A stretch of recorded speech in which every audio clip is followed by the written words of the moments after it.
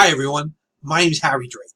My role in the classroom is as a teacher for about 15 years. I've been teaching vocational education, carpentry, and woodshop. The degree I'm working on is technology and education, specifically because teaching in vocational education or in an arts class like woodshop, one must make all of their own instructions. I have to build units, fill them with lessons. Everything's tied together with a theme, and I need 2 years worth.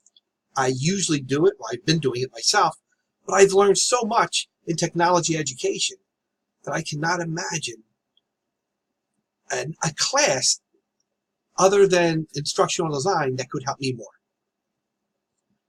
I'll have plenty of videos to talk about it. I'm glad to meet all of you, and I'll see you through the class. Yeah.